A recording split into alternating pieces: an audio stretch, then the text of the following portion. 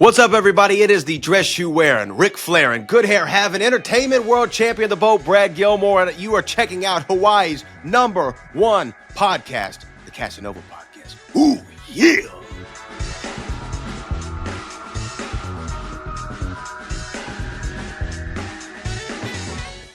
Aloha and welcome everyone to another episode of Hawaii's #1 podcast, 8 years in a row, the Kasanova podcast. I'm your host, Mekel Kasanova, and I have a very, very, very special guest, the one, the only, the boat himself, Brad Gilmore. Brad, how you doing today, man? Mr. Kasanova, how you doing, man? Thank you for look. I'm excited, even to be on a podcast in Hawaii. It makes me feel like I'm in Hawaii, which makes today a great day.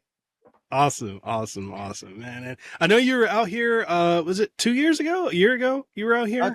Almost 3 years ago. Yeah. We were in at the Island of Love in Kauai, and what was great is I was out there, and I told my wife we were going through it, and I said, "Man, this looks like Jurassic Park out here."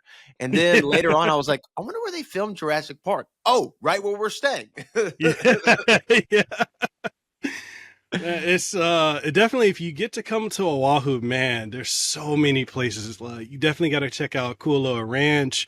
They do a lot of filming over there. I know Dwayne Johnson, The Rock, he's always out here. And there's just so much stuff out here. A lot of people are like, it's just the beach. I'm like, there's more to Hawaii than the beach. There's just the vibes, the atmosphere. It's such an experience. Yeah, man. You know what? Like, what I loved about just being there is I love that you're in your own time zone. I love that nobody can bother you. You know what I mean? Because the time difference between there and Texas is like 6 or 7 hours. It's very different. So I love that fact. I've never seen so many wild chickens in my life. I've never seen Spam on the menu more times than anywhere. And also just the lushness of the island and the calmness and the serenity. I understand why it's a beacon for so many, for not just relaxation, but creative inspiration and a mental reset. It just, you feel you're in the U.S., but you're not. Yeah. It definitely is. Like, I try to tell people that are like, "Oh, what's it like being in Hawaii?" Because originally I'm from Samoa. And, I got to grow up here partially. And I like to tell people, like, when you come to Hawaii, it's so different than anywhere else in the continental U.S. It's literally, yes, we're part of the U.S., but at the same time, we're in our own little bubble here. So now, were you in American Samoa or where exactly? I was from Western Samoa, from Mosula. Okay, cool. Yeah. There was a really interesting movie I saw a few years ago. I'm trying to remember the name of it. And I'm trying to remember the director who Taika Waititi did. And it showed kind of the differences of like the two different Samoan cultures and how the American Samoa is different from the rest of Samoa and just the kind of the inner rivalries and things of that nature. It was really fun to watch. Yeah, it's like anytime I meet someone, they're like, "Oh, you're Samoan." I'm like, "Yeah, I'm Samoan, Tongan Hawaiian too." And they're like, "Oh, what kind of Samoan are you? From American Samoa?" Because that's the most common thing you hear. Sure. Like, especially with like a lot of the wrestlers in WWE are, descendant of American Samoans or from American Samoa. But like when you meet someone that's from Western, it's like a world of difference. And a lot of people don't understand. I'm like, no, it's very different. Very, very different. Yeah, man. I feel like what's great about too, and obviously being in wrestling, you meet so many people, of Polynesian descent. Yeah. Tongans, we have a guy, Hoka, in Reality of Wrestling, who's a Tongan, Valu, who's a Tongan and Samoan, and then Zilla Fatu, who's obviously Samoan, and Jacob Fatu, who's Samoan.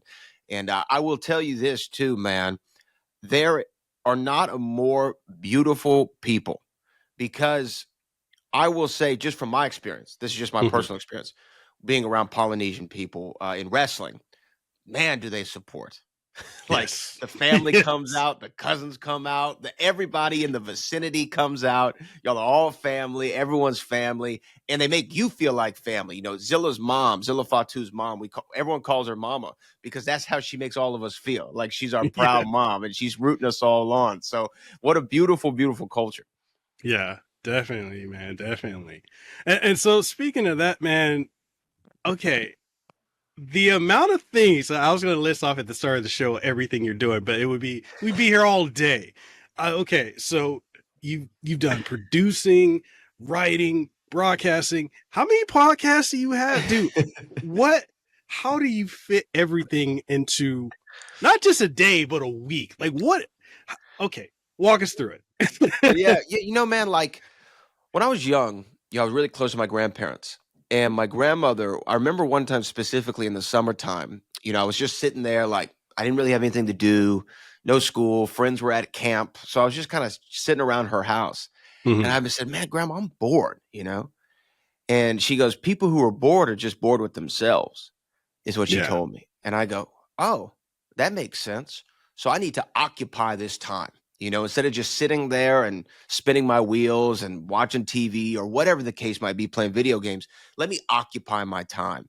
And so from that point on, man, I just said, you know what? Almost like you said with this show is, you wanted to do the things in life that you always said you were going to do and just tackle them.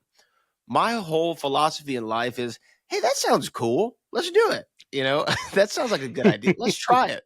Because I don't know if I don't quantify things by success or failure or by number metrics or what have you. I quantify things like if I enjoy it and I just want to do it, like let's just hmm do it.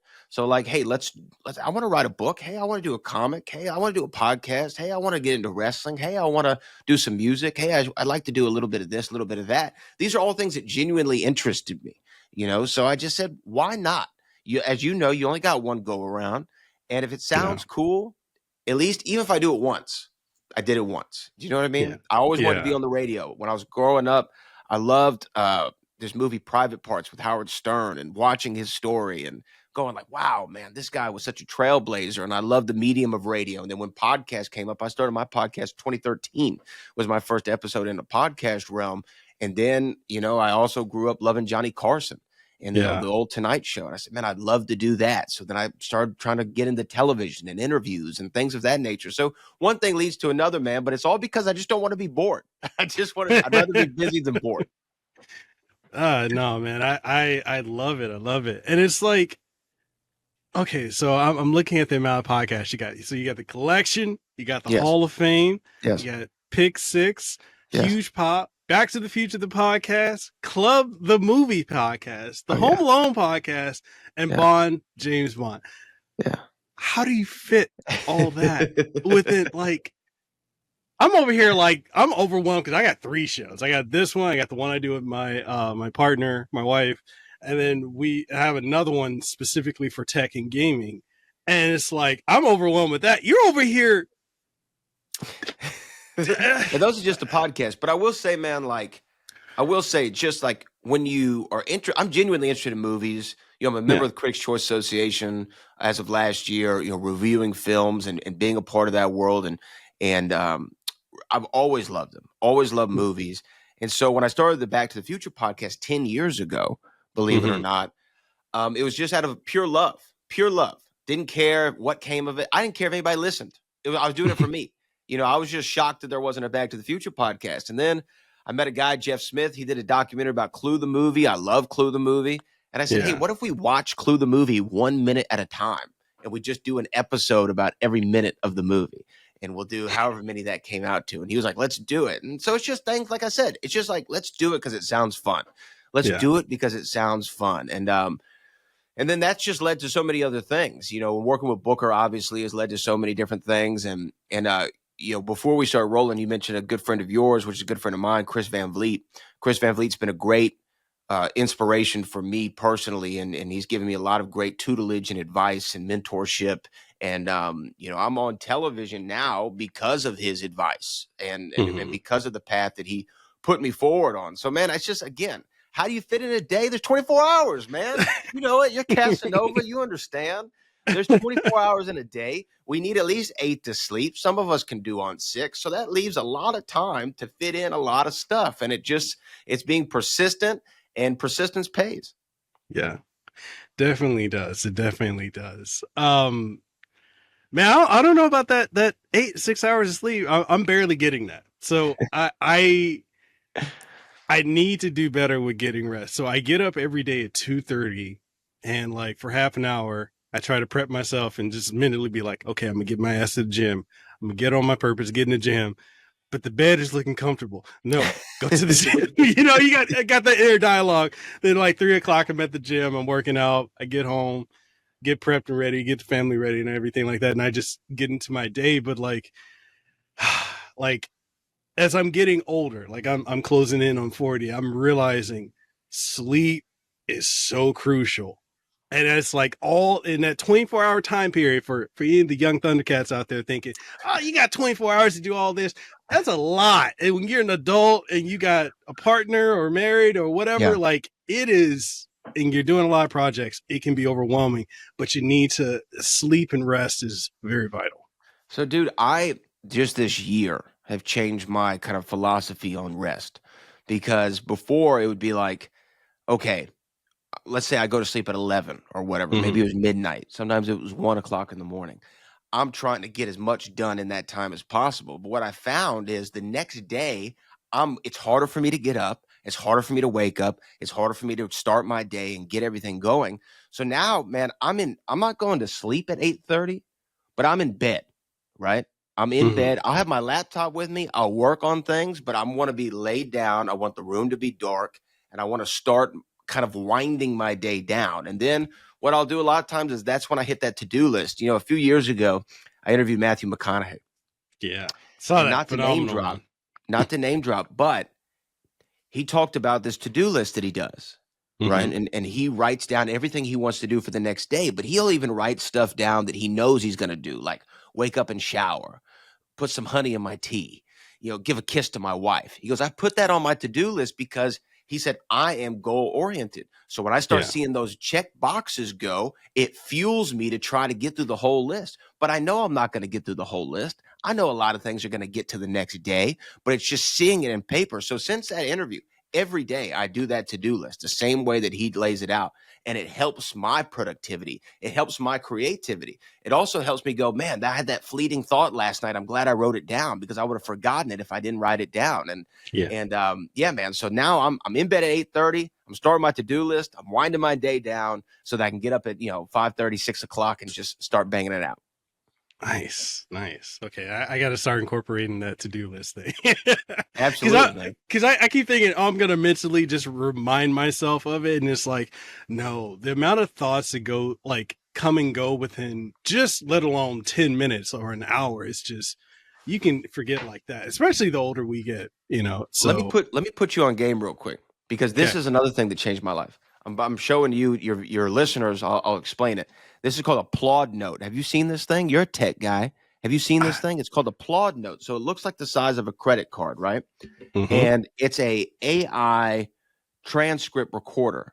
So you hit What? this little button and it'll record your conversation or whatever your thought is, whatever your moment is. If you flip this little button up, it'll record your phone call if you had a meeting or whatever. And then it'll transcribe it, it'll create a summary for it. It will write it out for you so that you can remember these ideas, man. So I use this thing, I put it on the back of my phone. I use it all throughout the day. If I'm working on something for reality of wrestling, just this past weekend, we had a segment that I had to write up and I just sat there and I dictated it in there and then boom, Yeah, threw it in Chat GPT. It organized it all for me, and then I was ready to go. And it was because I'm way better at speaking things out than writing yeah, them out. Right? I like to yeah, talk, as you're probably already aware, and your listeners are aware. I'm liking to talk. That's why I have all these podcasts. So it's easier for me to orate that way than to sit there and write it. I find writing to be arduous, although I yeah, do it. I do it every day. It is my least favorite creative outlet, but the most rewarding because it yeah. is such painstaking work. So having that Plod Note, Plaud, game changer, man, game changer. Okay. No, I've seen a lot about it, but you're the first person I know that actually has it. So okay, Well, I okay, kept seeing advertisements for it on Instagram. Like I'm like, okay, something is targeting me. They're saying you need this Plod Note. So I said, I'm gonna check it out. I'm gonna try it out. And if I don't use it within the first couple of days, I'm just gonna send it back. And dude, I've used it every day since I've gotten it. And it's a game changer for me, man. So yeah, definitely I recommend it. okay. So segueing over to a topic that a lot of people feel a certain kind of way when it comes to AI, right? So I get it. Like a lot of my friends in voice acting, they're doing anime or video games. their whole thing is AI is going, it's a threat to their work, and I can understand that. Sure. I see a lot of YouTube channels that are popping up that are pretty much completely made from AI, and they're influencers. I mean, I don't know if you've seen. I think Dexerto showed a video of this. You think it's a girl, like this streamer or something with a camera that's panning down, but it's actually completely AI. And I've seen some stuff at some trade shows where it's like you can't tell. Wow. But while there are, I can, potential negatives to AI, I find it to be such a godsend as like an assistant. Like you're saying with what you just showed right there, like that right there, being able to capture your thoughts, doing the summary. Like I understand people's fear of AI, but there's so many benefits to come from it too, especially as a creative entrepreneur like you. Dude, I remember I was in college at some point, and I remember the professor having a conversation about Photoshop Mm-hmm. and how Photoshop ruined the art of photography. Right. It ruined photography because you used to be able to just capture it in the lens, and now you can go and do all these edits, da da da da da. And it was like this philosophical debate he was having about Photoshop. So then Mm-hmm. one of my good friends, his dad was a professional photographer. So I remember having the conversation with him, and he was like, dude, it hasn't ruined photography. It's enhanced it. And a Mm-hmm. great photographer knows how to use that tool to its benefit. Now, a novice will go in there and try to make something look great or what have you. And they don't know what they're doing. But if you know how to use the tool, it can enhance your creativity. It can Mm-hmm. enhance the product that you're working on. That's how I feel about AI, man. Is all these people who are saying, oh, it's a creativity killer, it's going to take over movies, it's going to take over writing. It's not going to do any of that. It is not Skynet. This is not Terminator. We don't have to worry about that, at least on this level, right? Yeah. On this level, for what maybe you and I are using it for, we are using it to help fuel creativity. It is as good as the information that we give it. If I say, hey, write me a script for a movie, it's not going to write a compelling script for a movie. It's going to come out with some very generic, robotic sounding, over, corrected grammar thing. Like, hello, Mekel, how are you doing today? Well, I'm doing fine, Brad. How are you? And it's not going to write like a person, but if you give it, hey, here's what I want to do. You Yeah. set the scene, you set the characters, you talk it out. I literally just did this. I'm working on a comic book that should be coming out later this year. And I wrote the first 3 issues with the plot note, walking around my neighborhood, dictating every beat of the story. Then, Mekel says this, Brad says this. Then he responds, he walks over here, and this, and this is how the thing looks. And then you put it in there, and then it can help expedite the creativity process. It is a tool. It is not an enemy to creatives, man. It is not an enemy whatsoever. Just you got to know how to use it and use it right. Yeah. Yeah. Booker always says this great quote: there's no wrong way to do something as long as you do it right. And, and that's to me what I'm saying. Like, there's no wrong way to use AI as long as you use it right, and you'll be okay. Yeah.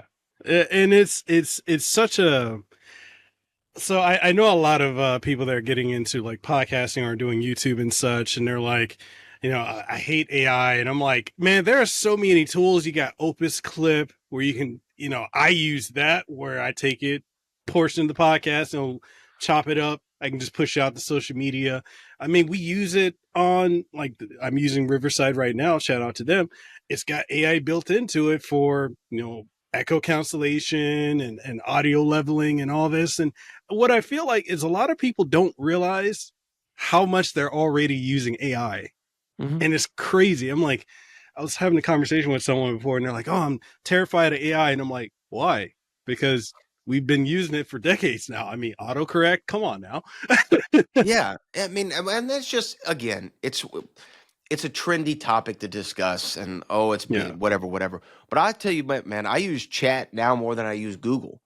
Yeah. If I want to get an answer to something, I'm gonna ask chat because it's gonna give me a direct answer as opposed to looking through 5 or 6 different YouTube videos or Google links and searching and getting some kind of vague information. I'm using chat. It's gonna tell me what I want to know right then and there. So again, man, it's like you said, people have been using AI forever. Creatives are gonna use it. It's gonna make movies. It's gonna make television better. You just have to know how to use the tool. Yeah. Definitely. Definitely.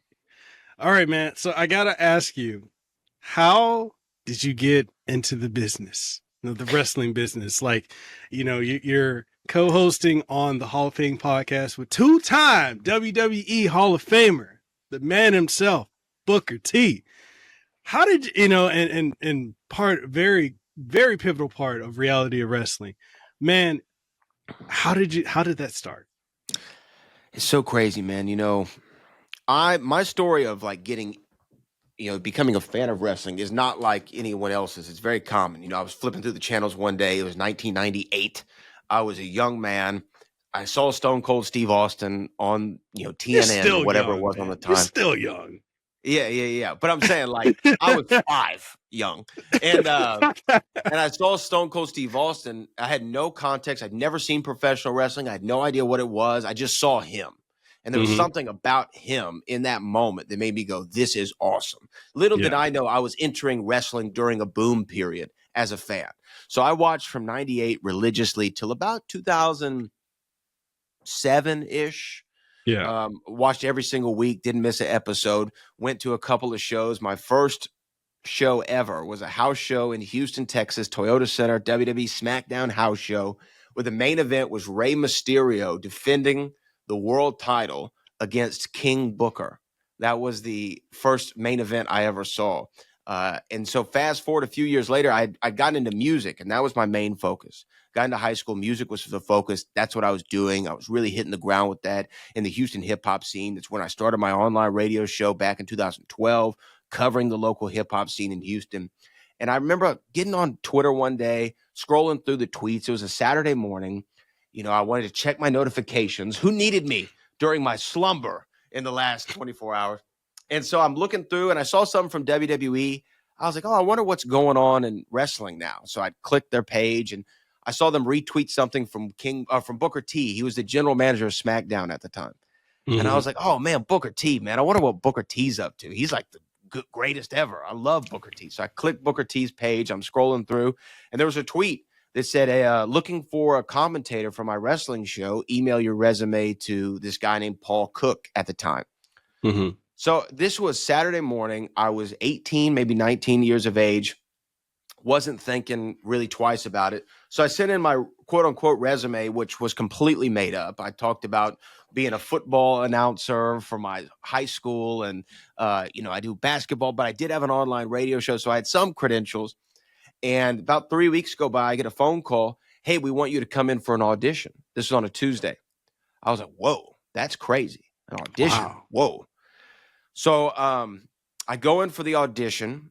This is on Tuesday. Can you be here that night? I said yes.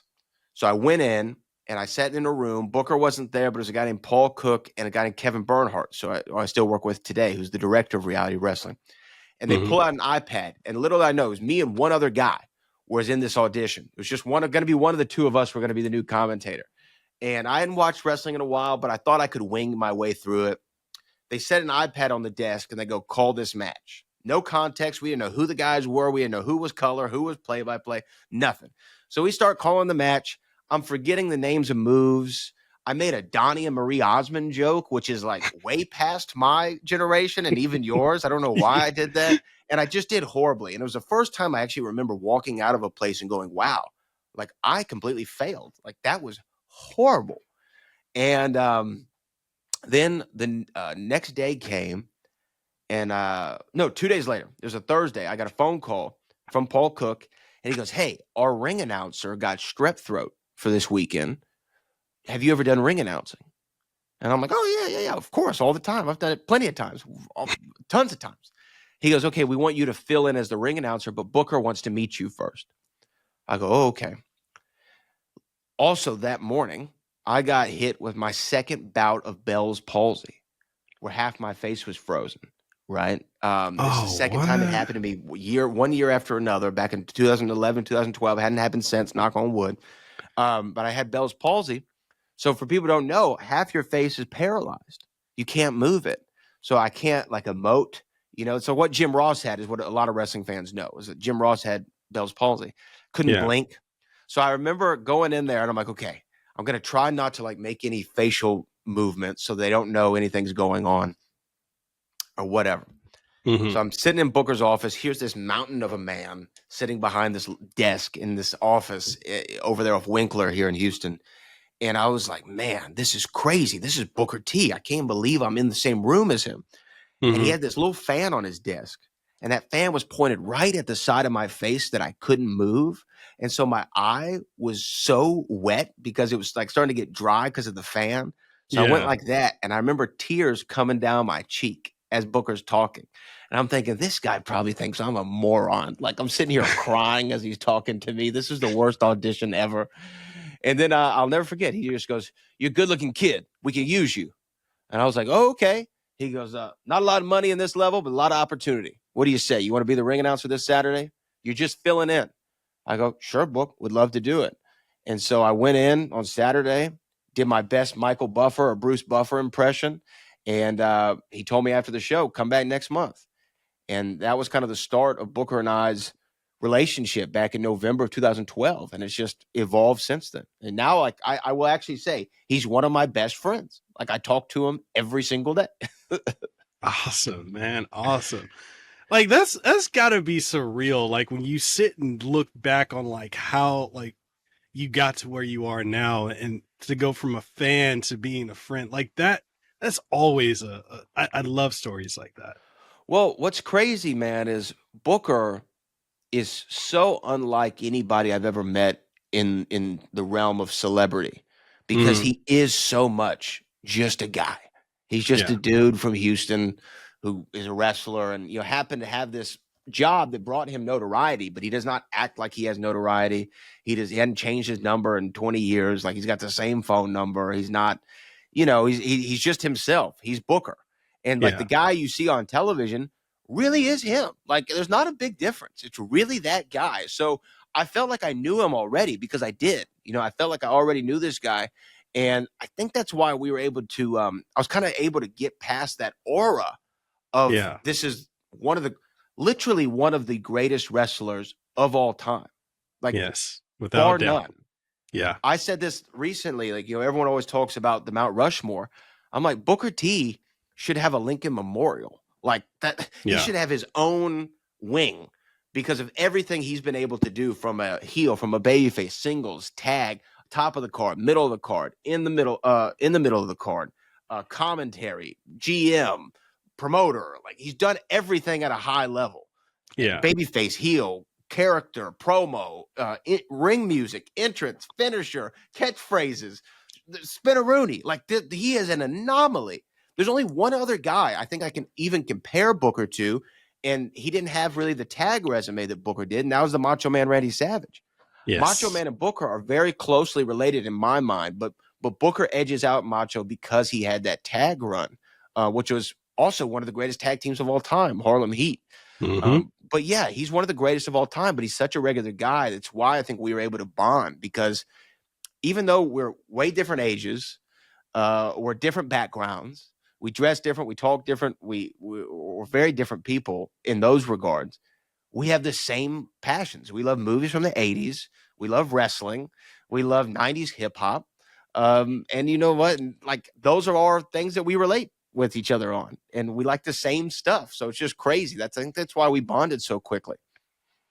And like I love that you say that, with Booker, like he's just a guy. Like he doesn't let the success and the fame get to his head. And I know, you can attest to this as much as I can. Like when you deal with a lot of celebrities or you interview them, a lot of them, let's just be honest, some drink their own Kool-Aid, A little bit. so A little bit.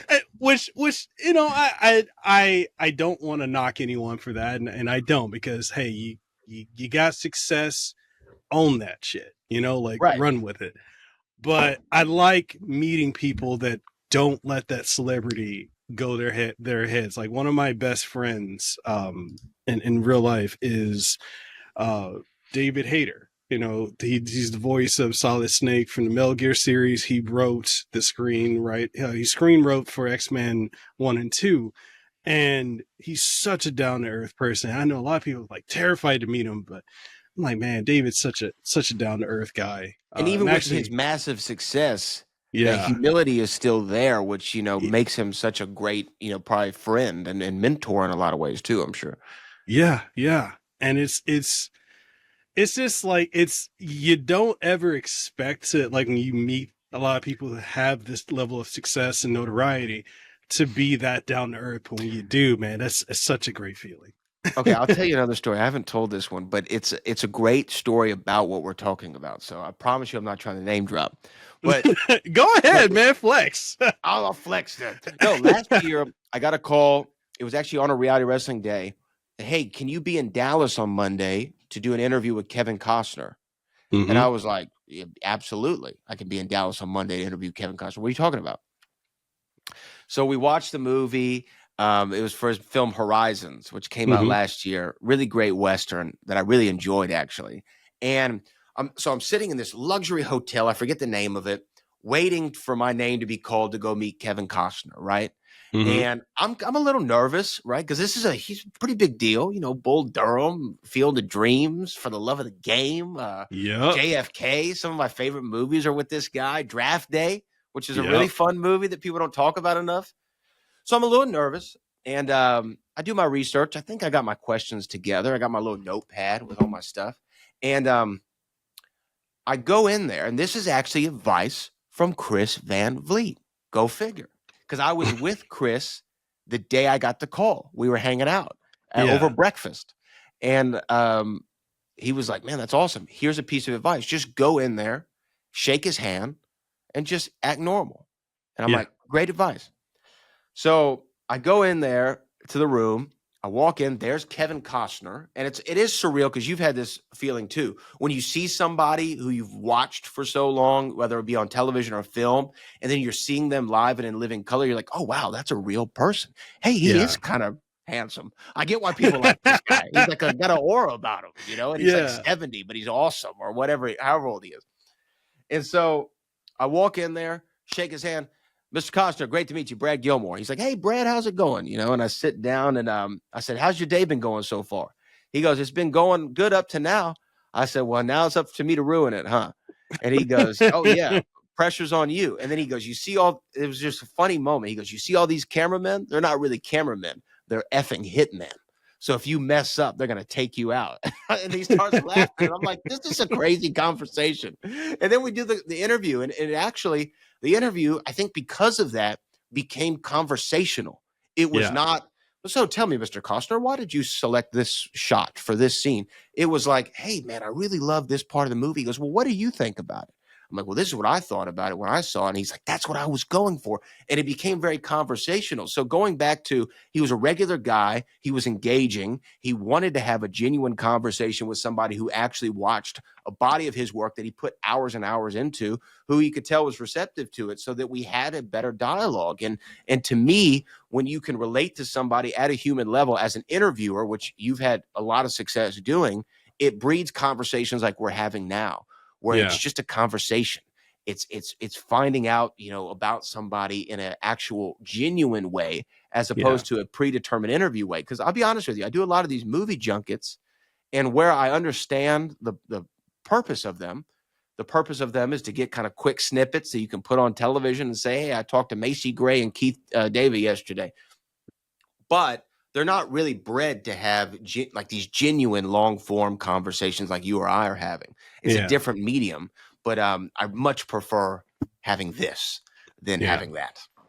Yeah, and that's one of the things too. Like I try to really stick to this when it comes to anytime I do like a podcast or interview like this.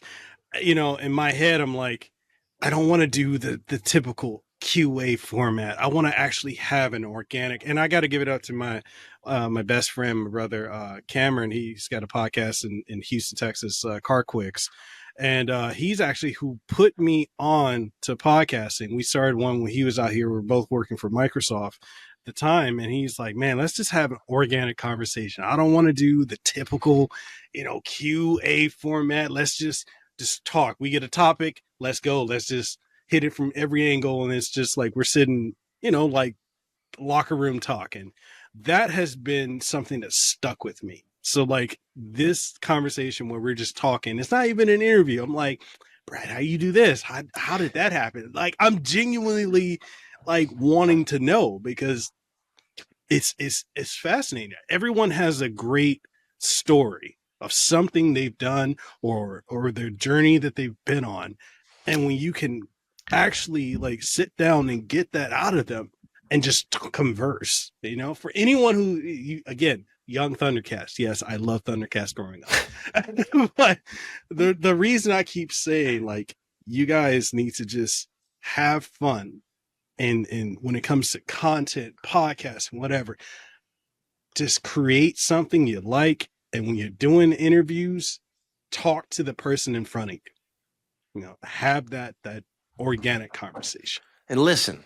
You listen Yes. and respond. And sometimes it's hard because, especially if you have the nerves going, and I find this in a lot of interviews I do, is like I'm listening, but I also have to be aware of the time. And I got to be aware of people are giving me cues in a little chat box. And I'm like, okay.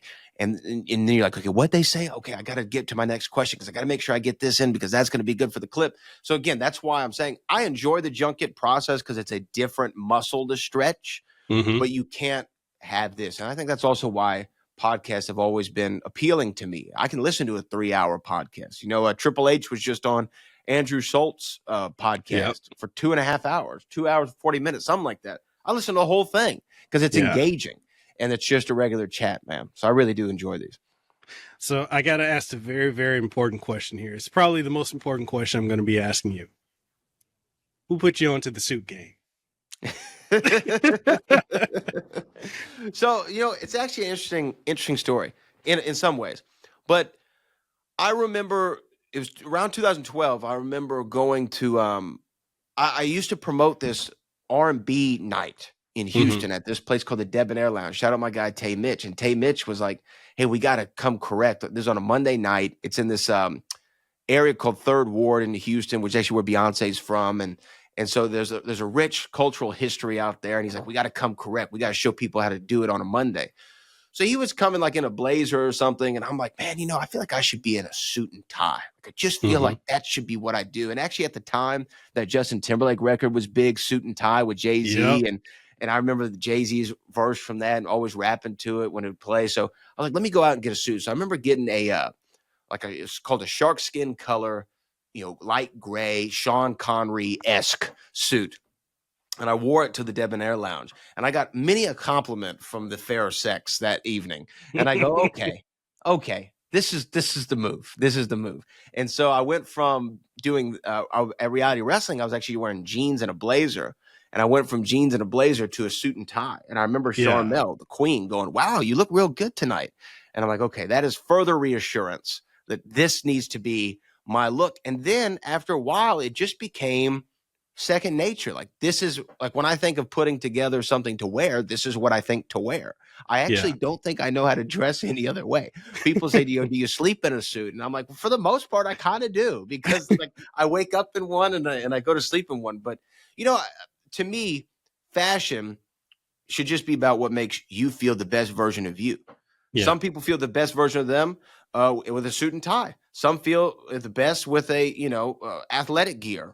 Some people feel best with streetwear. Some people feel best with a t-shirt or a hoodie. Like, it's all up to whatever makes you feel the best. To me, I like this. You know what I mean? I like the jacket. I like the accessories. I like kind of going and thinking about new ways to do it. And it has become part of my brand in some ways, not purposefully. But I love the suit and tie, man. And I love going to vintage shops. And again, I find like a lot of Johnny Carson collection stuff because I just love Carson so much. And it's what people expect to see me in. But it's also what I dress in. Even if we weren't doing this today, I'd still be wearing this. Like, nice. This is what I wear. Nice. This is my everyday. I wear a jacket. I actually remember I'm trying to remember the name of the movie. There's a movie. It was Denzel's first movie. It's called like Hard Knocks or Hard Lessons or something like that. He plays a principal of a school. Yeah. And there's a scene where he's at a dinner table with his dad, and his dad's like, hey, let's go take a walk, son, and talk about this. And then he gets up and he goes, make sure you put on your jacket and your tie, though, right? Is what his dad told him. And I was like, wow, what an old school sensibility. Because my grandfather was a construction worker by trade, born in 1919, Damon, Texas, 500 people there. Construction worker by trade, World War II veteran. And I remember he would come home and he'd be dirty and filthy from working outside all day. And he'd shower, he'd comb his hair, he'd put on slacks and a button down and suspenders and his loafers just to have dinner.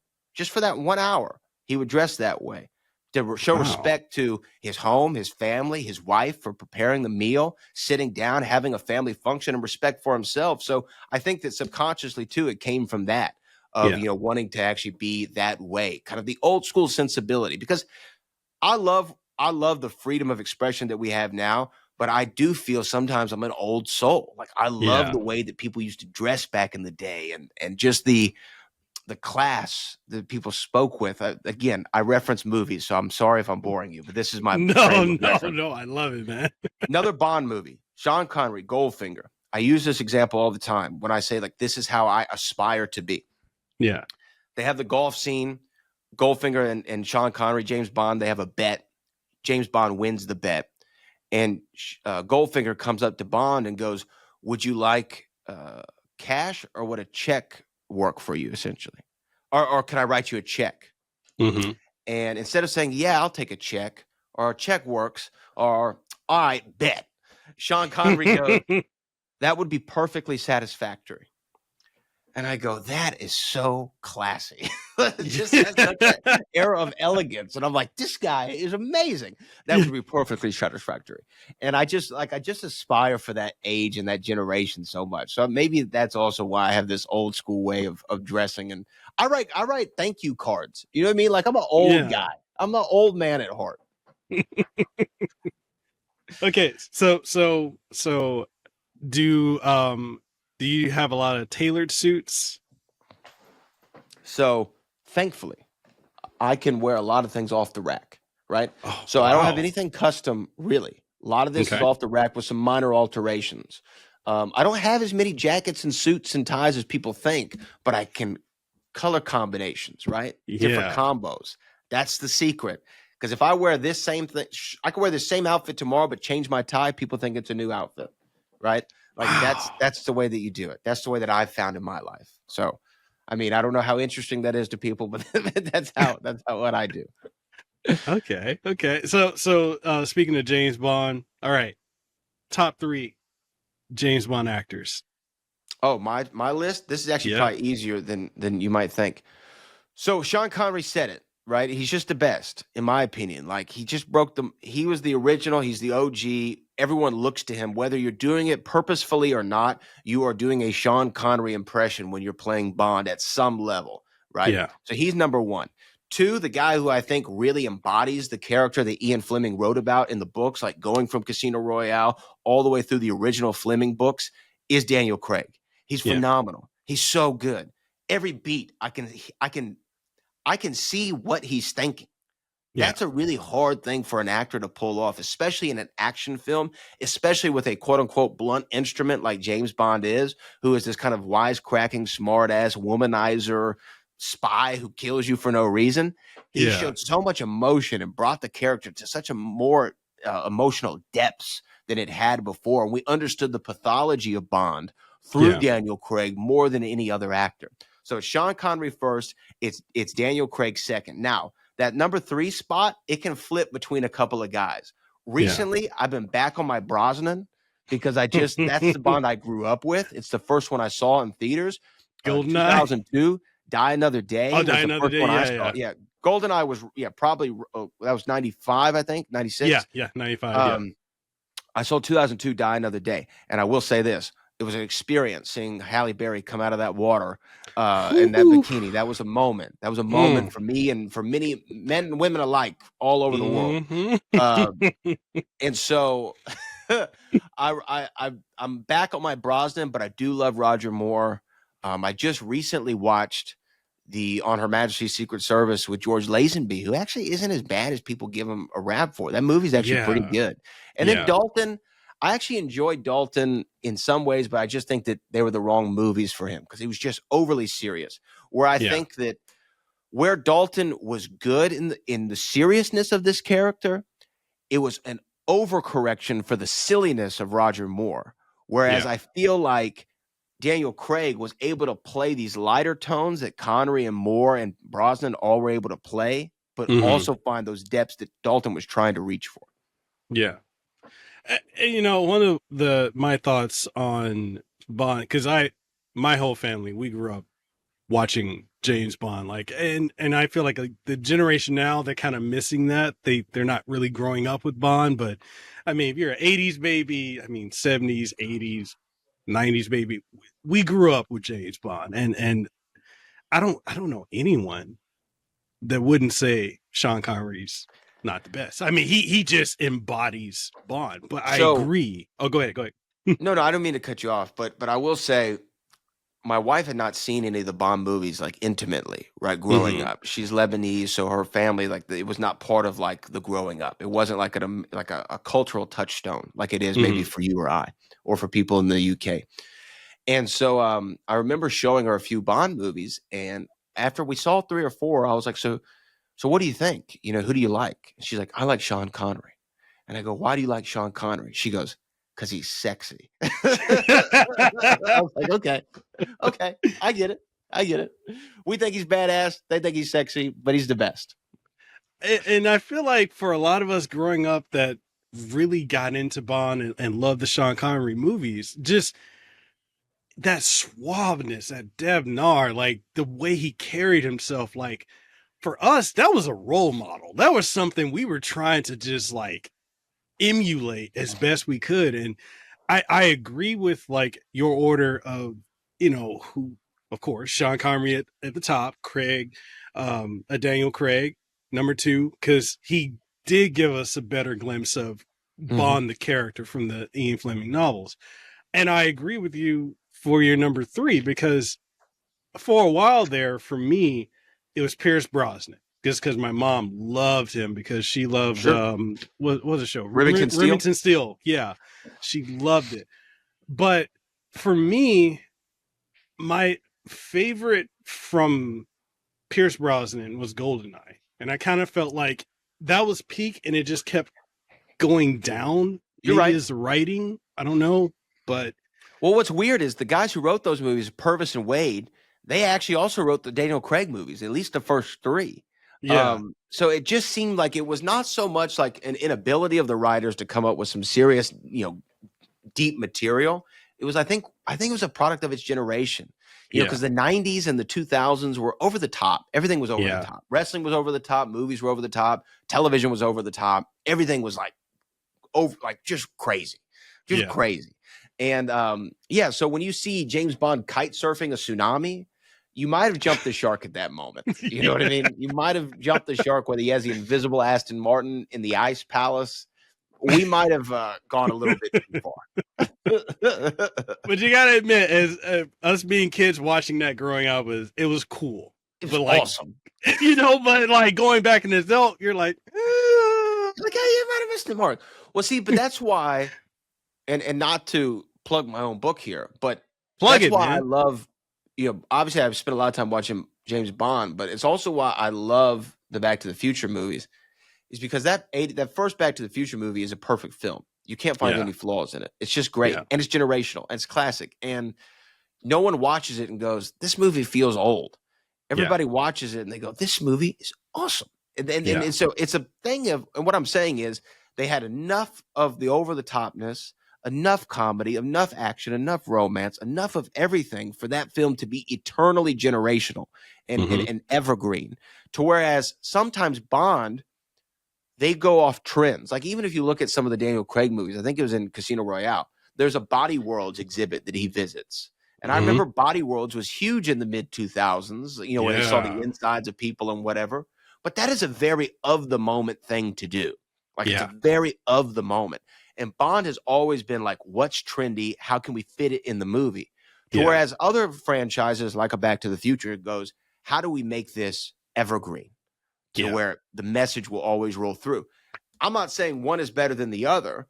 I'm saying that there are different approaches to filmmaking, just as you have hmm, different approaches to interviews, as we talked about. And there's different kinds of interviews. It's the same with movies, and that's why those two franchises have always captured my imagination. And out next month, why we love Back to the Future. 40 years of fandom, flux capacitors, and timeless adventures is available on Amazon and wherever you get your books. I'm gonna throw a little plug in there for myself. Do it, man. Do it. So okay. I got to ask you this question too, because we're both, you know, 80s film junkies and such. What do you feel is missing from modern film and TV? It just feels soulless in many ways. Like, I agree. I don't know what it is. It's just, what do you think is going on with it? Well, there's a few things. I think that especially when it comes to movies, we'll start there. With movies nowadays, they are, and they always have been, but now more than ever since post pandemic, we got to be mass appeal. We got to Yeah. reach everybody that we possibly can. How do we do that? It's a big extravaganza. It's a world saving, sprawling epic that's going to get the people in. Or it's this huge IP that everybody knows. Everybody's heard of Barbie. Everybody's seen a Barbie doll in their life. That's going to get them into the movie theater. Oppenheimer, that's going to get them in the movie theater. Kids love Minecraft. Minecraft's going to get them in the movie theater. Marvel, DC, everybody knows Batman, Superman, Spider-Man. That's going to get them into the theater. And so, not that there's anything wrong with those movies in particular, but it's studios not being as advantageous as they once were. If you look at movies in the 1980s, the scale of the film was very small, right? Yeah. It was not save the world. It was not, we're going to go to 17 different countries and filming locations. It was Beverly Hills Cop. I'm Yeah. in Beverly Hills. I'm not even in all of Hollywood or Los Angeles. I'm in this neighborhood, right? And the Beverly Hills Police Department. And we're trying to start an art dealer who's dealing drugs and killed my friend. It's a small story, right? Fletch is a small story. Back to Yeah. the Future is a small story. It's really one guy trying to prevent or trying to make sure that he's born. That's what the Yeah. movie's about. I get stuck in time. I mess up my parents' meeting. I need to make sure that I'm born and get back to my current timeline. It's actually a small story. And I think that we don't take those big swings. Like another movie I love is Midnight Run. Midnight Run Oh is just a yeah. great 80s movie about a bail bondsman trying to get a criminal to LA by midnight. It's not a huge sprawling story. And I think that that's the difference. Those movies have now gone to streaming. Now, the Yeah. other thing, I think that we are too reliant on the modern tools of filmmaking. Here's my case in point. Okay. I remember seeing a Liam Neeson film where I think it's one of the Taken movies, where he's jumping over a fence. That's all he's Mm-hmm. doing. So he's going from one side of the fence to the other side of the fence. There were 17 cuts, 17 cuts of the camera for him jumping over a fence. I understand that maybe you thought we need to see him coming in low, coming in high, coming in from the side, a close up of his hand, a close up of his foot. If you watch movies from the 60s, 70s, 80s, they were long takes. They Yeah. were long takes. It actually made the actors have to rely on actually knowing their lines and Yeah. being present in the moment and engaging the other actor, acting and reacting, which is why we love wrestling so much, because it's live. It's one take. It's act and react. It's long takes. A show that's done this really good lately is a show called The Studio on Apple TV Plus. Seth Mm-hmm. Rogen writes and directs the show and stars in it. If you watch, all the takes are long. The camera will actually move around the actors as they're having this long dialogue, and it gives the show so much more life and Yeah. so much more vibrancy and makes it feel real and organic and not cookie cutter. And that's what we need to get back to. Things like that, where we actually can see the actors act. Like, Yeah. what a crazy concept. If you go back and watch the movies from the 50s and 60s, they're doing full-on musical dance numbers in one take. There's Yeah. no cuts. They're singing live in camera. They're dancing live in camera. It's a single frame that might follow them to the left or the right a little bit, but it's one take. That is true talent. That is true performance. That is true acting. And that's what we need to get back to. Not like, okay, we got Casanova's coverage. Let's get Gilmore's coverage. All right. Casanova, you don't even need to be in the scene. We'll just shoot Gilmore's side of it. We'll get you in later. We'll Mm-hmm. green screen you in. Those are modern conveniences that I understand make movies easier to make. As we talked about with AI can make stories easier to write, make scripts easier to edit, make manuscripts easier to edit.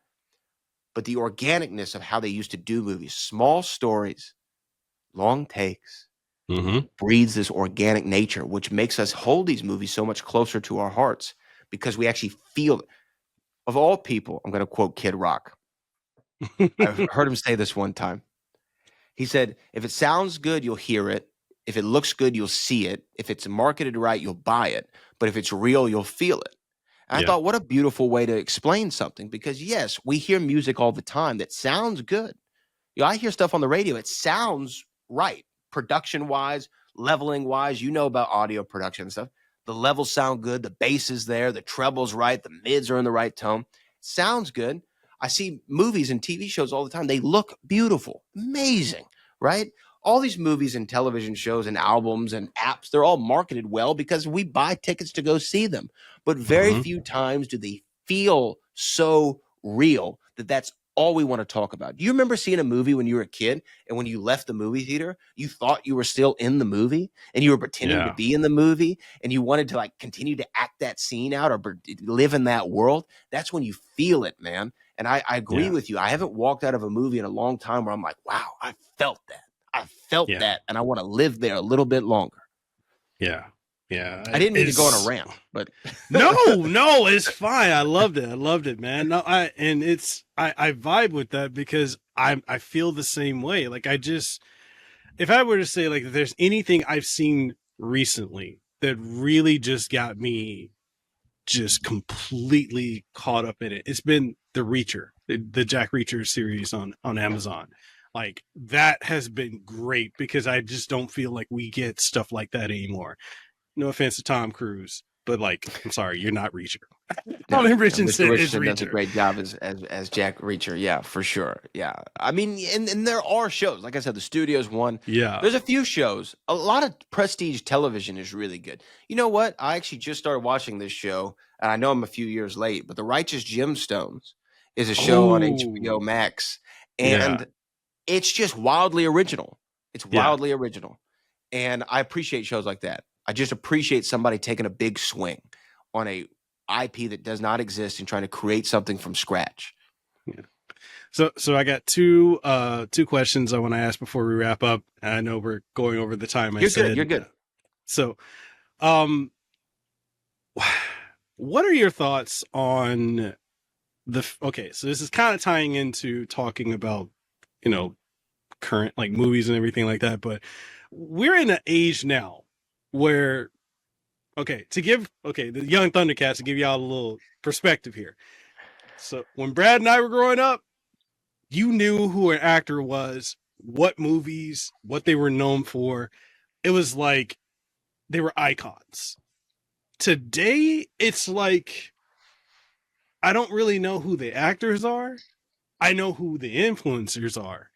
And it's so weird. Like, what do you think is going on? Like, do you think we've gotten to this point where like influencers are just more, I don't know, like relatable, notable than, So like actual celebrities? I've Not actually sure if thought that's about making the this.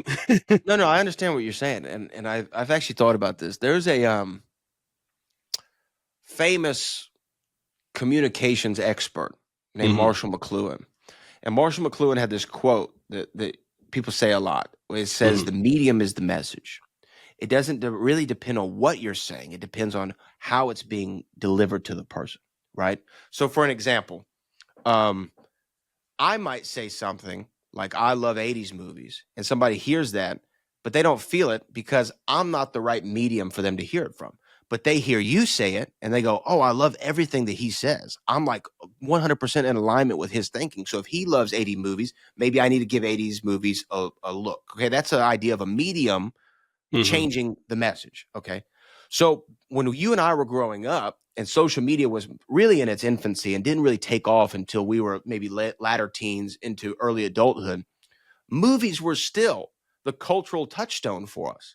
Yeah. Actors in those movies were our idols, the Will Smiths, the Denzels, the Leos, the whomever, right? Yeah. So now the medium has changed. people who are of a younger age don't look to films the same way we did to understand what's culture. Because you know, movies would also set the tone for fashion, music, Yeah. the culture, the sayings that you were saying, like you know, woosah is from Bad Boys, right? Like we all Yeah. say woosah to this day because it was a moment in Bad Boys 2 or 1. I can't remember which one, but it was a moment, right? Yeah. Now we hear about the Hawk Tuah girl, right? That's the cultural, but that's from the media. That's the medium True. that the young people are looking at is social media. It's TikTok, it's Instagram, it's YouTube Reels and Shorts or what have you. That's the medium. So that's how they're getting their message of what's culturally hot, what's relevant, what music to listen to, what clothes to wear, what are the good shoes, who are the cool people, and the cool people are the ones telling you what is culturally in. To Yeah. where for me, bro, there wasn't anybody cooler than Will Smith when I was a kid. Like he was the coolest person alive, you know, the coolest person alive. So Will Smith was into something, I was into something. If Will Smith said parents don't understand, I said parents don't understand. You know what I mean? They just don't get it. That was my guy. But now it is the youth movement, and it's, you know, it's where we are. I don't know a lot of the influencers. Again, I don't want to sound like an old man, but I also don't reject it outright either. You know, I actually like being up on meme culture. I like knowing these things because it makes you and I's job easier as an interviewer or as somebody who discusses topics. You want to be aware of everything that's going on as much as you can be. So I, Yeah. I actually try to balance myself with not being too stuck in the 80s and 90s with my film choices. And I do push myself to say, okay, what's on TikTok? Like who are these people? Who is Yeah. Alex Earl, who I hear about all the time, or Kasanova? Like, who's Kai Sanat? Like, I don't know about this guy. Let me look at Kai. I Show Speed, you know, the Paul brothers. They're obviously Hmm. doing something. Drewski. They're doing something. They're getting people to talk about them. And Booker always says, if your name gets there before you do, you're doing something right. And so I hear a lot Hmm. of these people's names. So it's like, man, let me figure out who they are. Like, why are they popping? Like, what do they do? What are they adding to the culture? Some of them are adding absolutely nothing. Some of them are Yeah. adding a lot, and I like Yeah. a Kai Cenat. I think Kai is adding stuff to the culture and to the conversation, and he's built an incredible platform for himself. I think Drewski's funny. A lot of these other people, I don't know a whole lot about them. Or, you know, the Hawk Tua girl, I'm not going to go listen to Talk Tua because I don't really care what she has to say too much, you know. But somebody might, and she might have something Yeah. that resonates with someone. I don't know, but I think that's the shift. Our medium for our messaging was film and television. For the young people today, it's TikTok and Instagram. And really, movie stars don't sell movies anymore. There's very few Yeah. They movie don't. stars left. You know, very Yeah. few. People might still go see a movie because The Rock's in it, or they might go see a Leo movie or De Niro movie. But most of the time, you don't know half of the actors who are in the film. You know, I think the only Yeah. person in recent memory who I've heard someone go, "Oh, he's in that. I'm gonna go see it," is Timothy Chalamet. People go, "Oh, Yeah. Chalamet's in that. I'm gonna go see that. Chalamet's my guy." I see him Yeah. moving tickets, but aside from that, it's very few and far between. Yeah. And I feel like this is kind of, I don't know, this is a hot take. But I think also too with we've seen, especially within the US within the last 10 to 11 years, like everything has become political or social things. And it's like, I feel like that, nothing against people who like to get into that. You know, I try to stay neutral and out of it, even though a lot of companies I work with, a lot of y'all in the game and tech industry have been trying to push me to push politics. And I'm like, nope, I'm here to talk about this. But I feel like too, like a lot of the current actors are not only actors, but they're also kind of activists in a way. And it just, True. in a way that it wasn't like that when we were growing up. And it's polarizing kind of. I agree with that. I agree with that. I think that again, one of the best and worst things that ever happened in our lifetime is when you log into Facebook and it says, "What's on your mind?" Right? Because Oh, it used to say that in the status bar. yeah. What's Yeah. on your mind?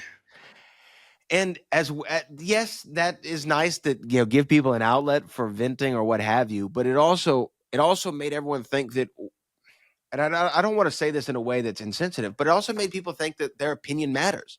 And I have a Yeah. great news for you. Your opinion doesn't matter to 99% of people, if not more, maybe Yes. 99.9% of people. Your opinion doesn't matter. Nobody is looking to you to hear what you think about X, Y, and Z.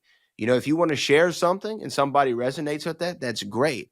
I do think that we are living in an interesting cultural time to whereas the pendulum was swung very far one way for the last 5 or 6 Yeah. years, and now it's starting to Yeah. swing the opposite way, Yeah.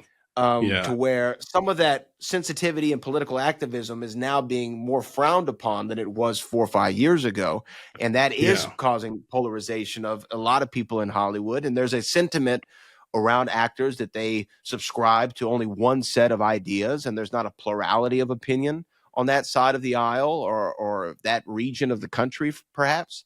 And so that people already have these preconceived notions of, oh, that's just some Hollywood actor who's talking to me. Doesn't mean that they don't have a point. It doesn't mean that their Yeah. point's not worth listening to, but it's also going back to what I said before. The medium is the message. If we Yeah. get the same stuff from the same people all the time, we're like, hey, we're not hearing that. I'm not hearing that. Okay. Y'all say the same Yeah. thing all the time. To where somebody maybe in a different field or of state of influence or elected official or, I don't know, pastor, preacher, pope, whomever might say it, and we might understand it a little bit better. It's again, I think that you're definitely right on that, and there's just where we are culturally in the United States and globally right now is really Yeah. dictating how we feel about certain places. Yeah. All right. So last question I got for you. And no, we're not going to talk about. I'm not going to go anti AEW because I'm actually grateful Oh, that we there are can. No, I'm more. kidding. No, I'm kidding. No, I'm but playing. before I even dive into that, man, I wanna say like I appreciate the way you and Book handled that situation with certain other professional wrestler. That was Talking about very Swerve. classy. I was trying. I was trying to be discreet about it, but yes, Well, look. yes. This is what I want I to. felt This the is what I kind of want to say way. about that. I want to say about Okay. this because Booker handled it much classier than I did, and that I wanted to, because Yeah. Book's family to me, he is like, Mm-hmm. and when you throw insults in the way in which Swerve did at family, I feel a certain way about it. You know what I mean? Yeah.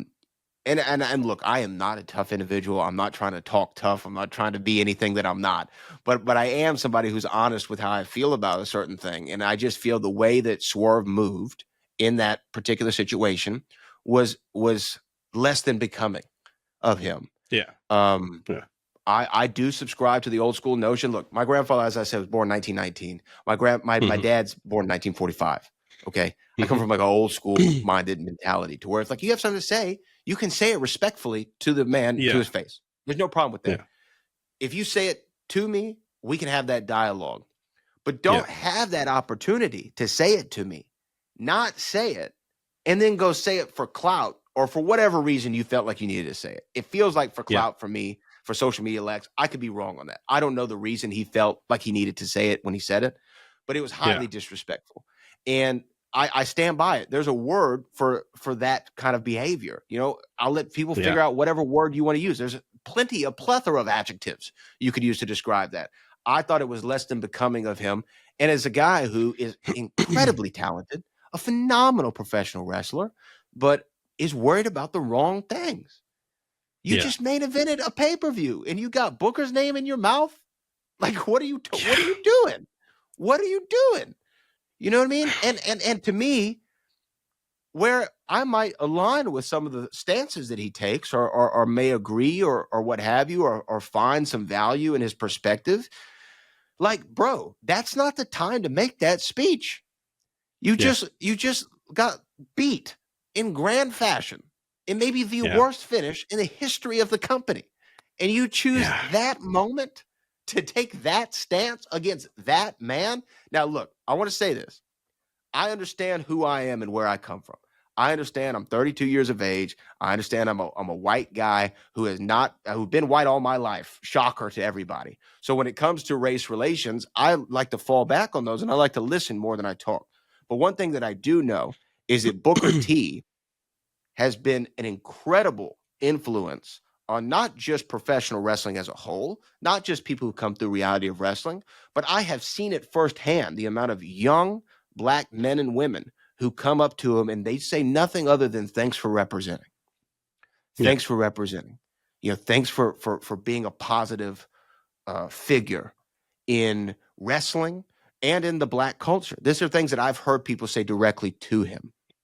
And Yeah. JBL on his show mentioned it, and I thought it was beautifully said. He said, people who break the barrier, and Booker's a barrier breaker, whether you want to acknowledge that or not, he has broken down barriers in this industry. Hmm. People who break down barriers have to be twice as good to get Yeah. acknowledged, right? And Yeah. Booker is that. He's that and everything more.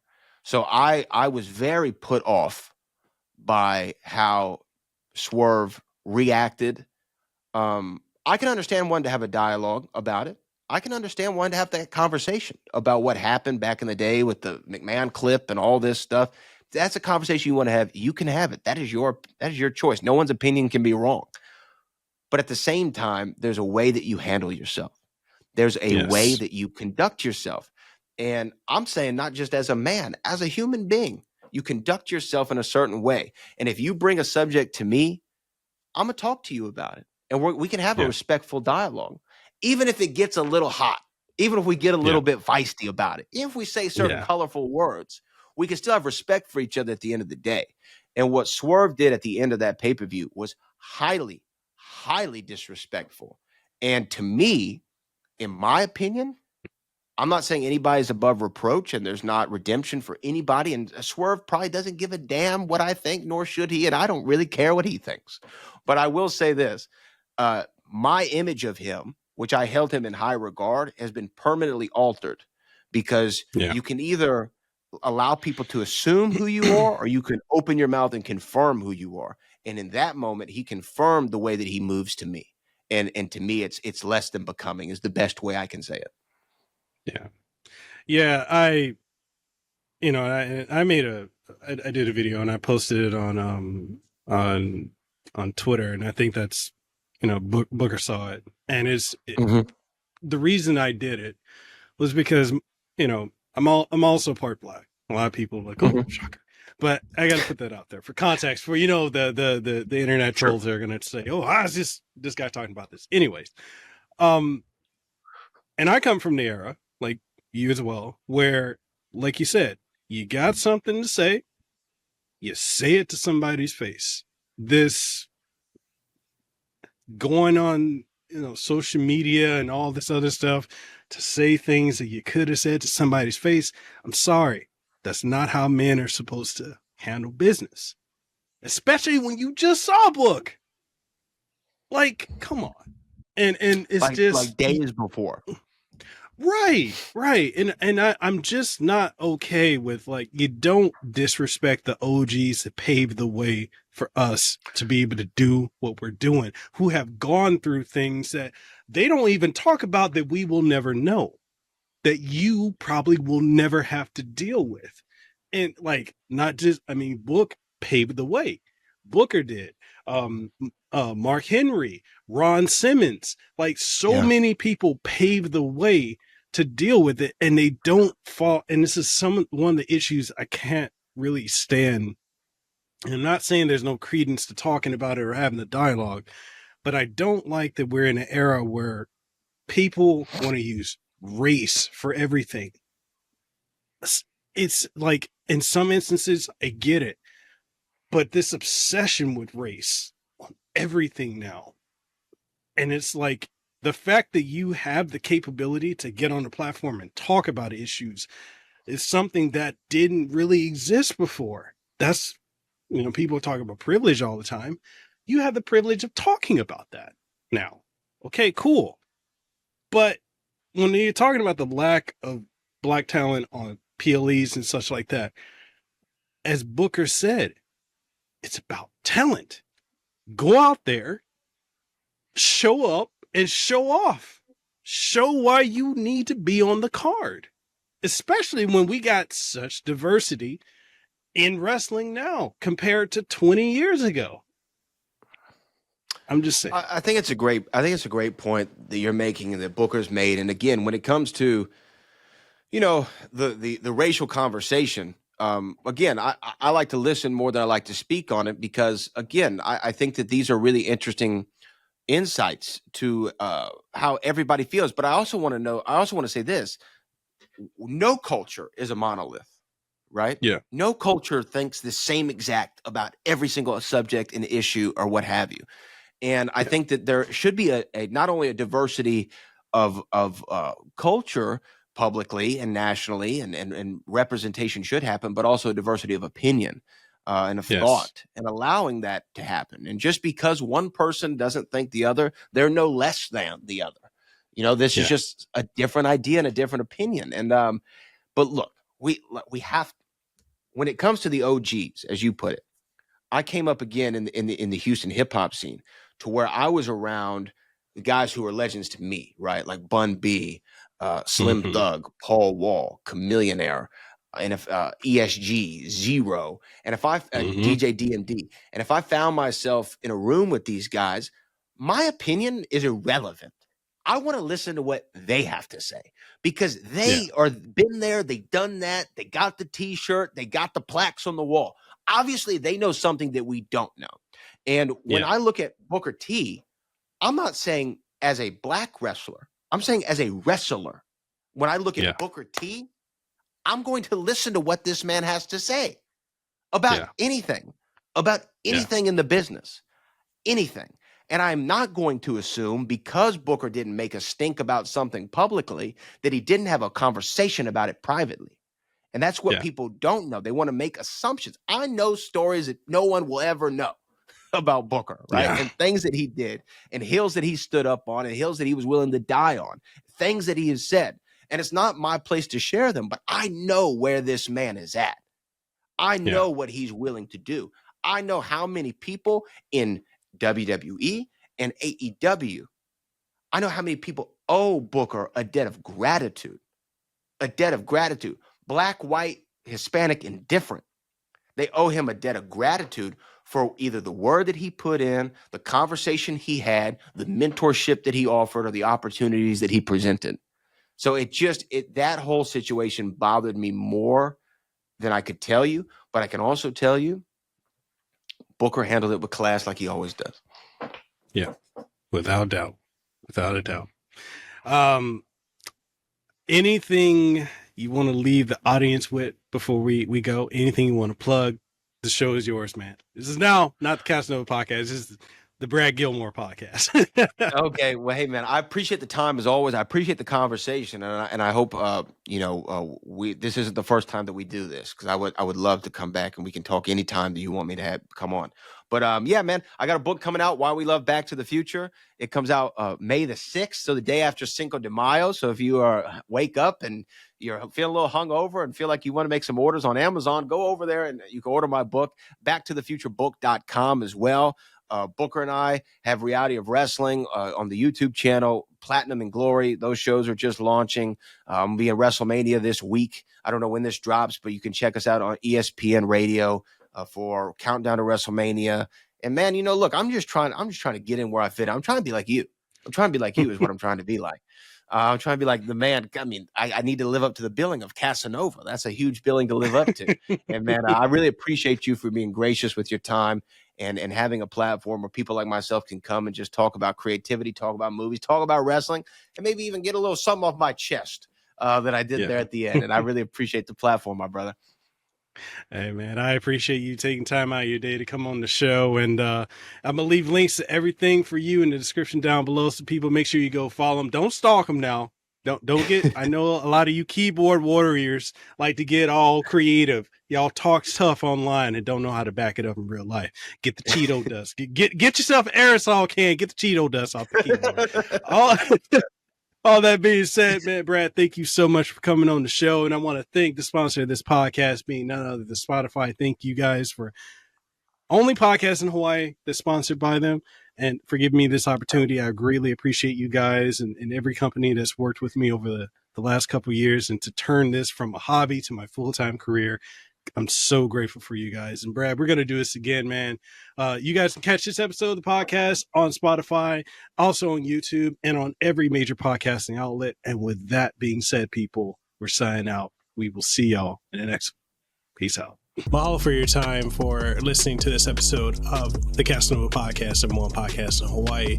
If you found this episode to be incredibly enjoyable, informative, or if there's anything you gain from it, or any insight, or anything that's good that you really, really enjoyed, make sure whatever platform you're listening to it on, or if you're watching it, leave a comment if that's available on the platform, like it, share it around with someone you think would enjoy it, and give us some feedback, because your feedback is exactly what we need to keep this show going. And if you're wondering what are some ways that you could support the show, we got various ways. We've got Patreon, we have channel memberships over on YouTube, as well as Subscribestar, Coffee, and so much more. Links for everything will be in the description of the podcast, so make sure you go check that out. And with all that being said, I hope you have an aloha rest of your day.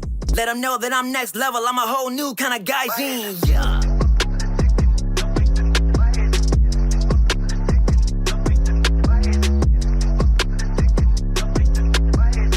Yes, at the top spot, in case you forgot.